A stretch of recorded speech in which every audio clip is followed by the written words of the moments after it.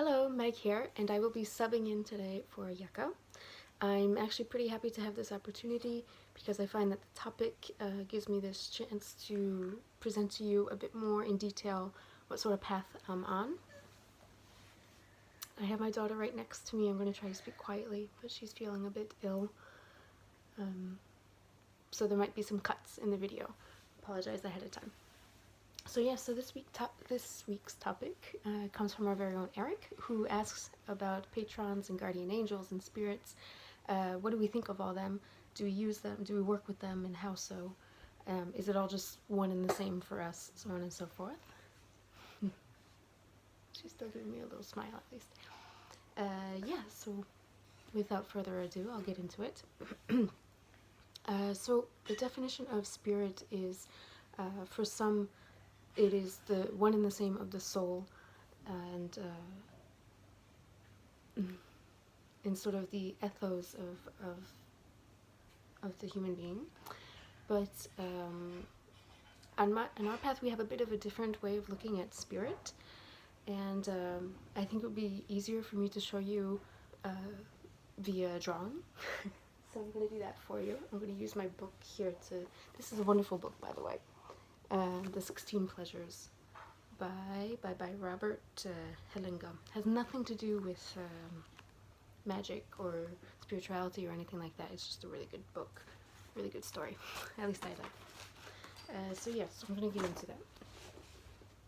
So on my path, our path, if you will, it's it kind of has the same Toltec idea regarding what is soul, what is spirit, and so on and so forth.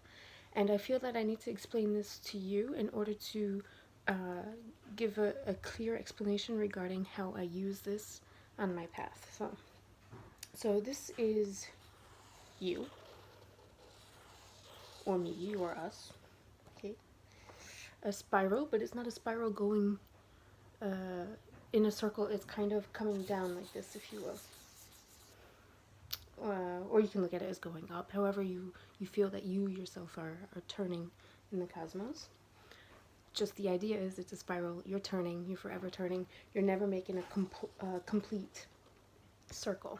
Everything is changing, forever changing and changing and changing. So from there, so this is you. Here, in the center, of course, that which is moving is your soul. So that is, in a sense, your very essence. And just on the outside of you is your ego, your physical self, and your ego. So this is what's keeping you alive here on this planet, in this form, in this life. This is forever going. I'm sorry, I'm trying to find my words. It's late for us here, it's nighttime. And this is you, your life spiral. In order to live as a full physical and spiritual being in this life, you have to have that connection between ego and soul.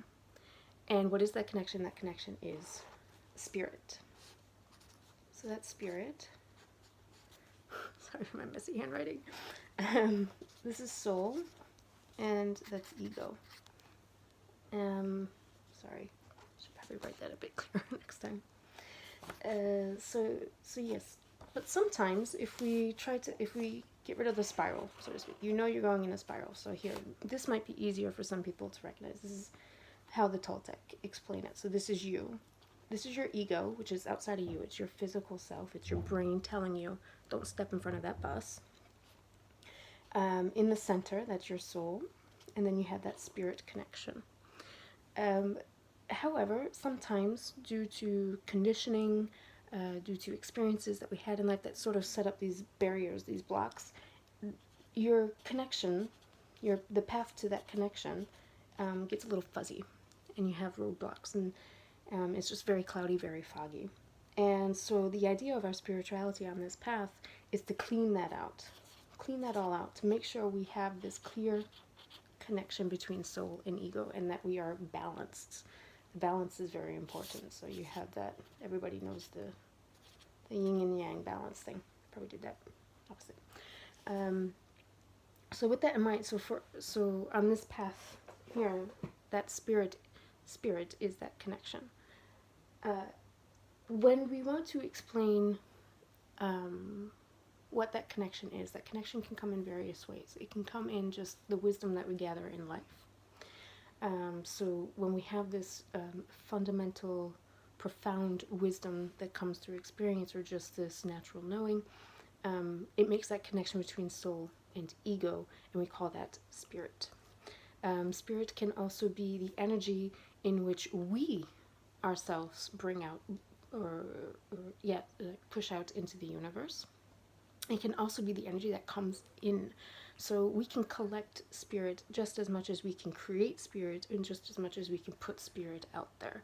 It's that energy, it's that form of energy going in and out, and with that connection. And then also, spirit can certainly mean an energy that maybe we're not taking in, but is there.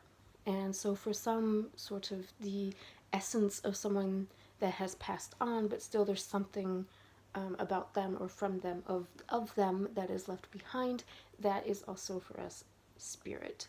And in that sense, you can work with that in a way, but you have to remember that when it's coming from someone else, it is something that they left behind.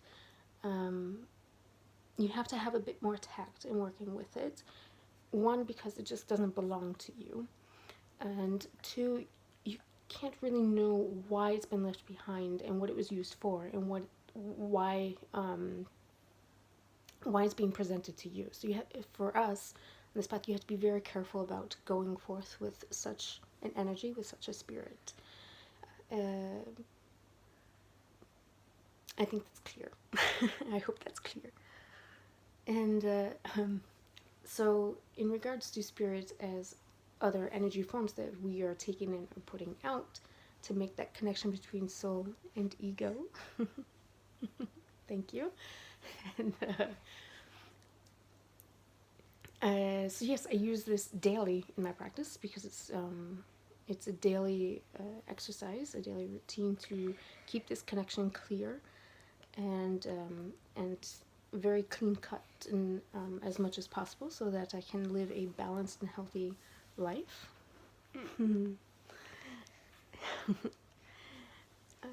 And in part of doing that is that I am open to the signs and energies that are presented to me from the universe, and I give full intention into what sort of spirit I release or energy that I release into the world, into the cosmos and universe, so on and so forth. Right. She always thinks it's funny when I'm talking to the camera, huh?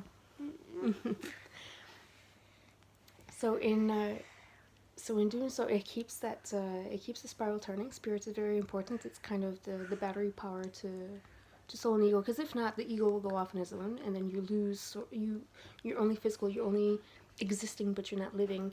And the soul is only living but not existent. And you really need that balance between the two, because if you're just full soul, you're going to lose yourself, and the soul is not made for this planet. The soul needs the ego in order to go forth on this planet, to gain the wisdom that it's searching and to have this experience. But the ego without the soul is very sad indeed. So you need to find that balance. You need to find that spiritual connection. And so the energy, that spirit connection, that energy that we bring in and put out is very important.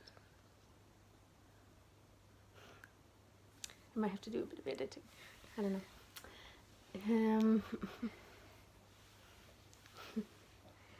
So yeah, so that's what I work with. As far as guardian angels and idols and so on and so forth, the energies that are coming to us from other sources or the universe, they come to us in an image that we need or that we will understand at that moment in our life.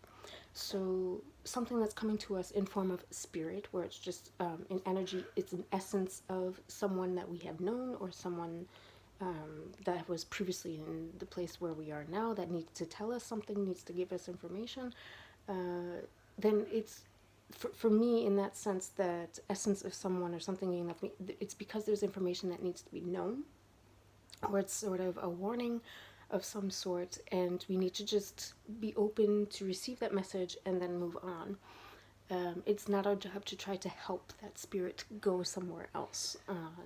It's not for us. Everyone is on their own journey. Even that which is left behind has to go on its own journey. I think there are very few people who can actually, whose purpose here is to actually help those move on. Guardian angels, I fully believe that yes, they are here to help us, but again, it's in the form of a guardian angel, but it's still that the energy from that source that is trying to send us a message, but in the form of guardian angel, it's really there for us. Whereas in the form of spirit, or the essence of the energy left behind of someone else, it's not intentionally there for us. It's just that we happen to come upon it. Sorry, if that makes any sense. So the guardian angel, that's the energy, the message sent specifically for us, whereas the spirit or the essence of someone that someone left behind is there for a reason, for that particular reason. Whoever comes across it is not particularly there for me personally. And then as far as idols and gods and goddesses, same thing. It's the messages that the cosmos would like to send to me for one reason or the other. And so at that point in my life, the universe knows how I will interpret such an image, and so it comes to me in that image so that I can understand the message and go from there. I'm going to have to rewatch my video to see if I was clear about all that. If I wasn't, please be sure to ask me some questions in the comments. I really do I do look at them and try to respond as quickly as possible and as much as possible. And you can ask me anything. And if it wasn't clear, I do hope to do a better video with less haste on my personal channel. And with that, I'll leave you there. I will see you on Monday. I do believe this coming Monday is my turn. No, it'll be the Monday after, perhaps. And yeah, so thanks for watching. Safe journeys to you.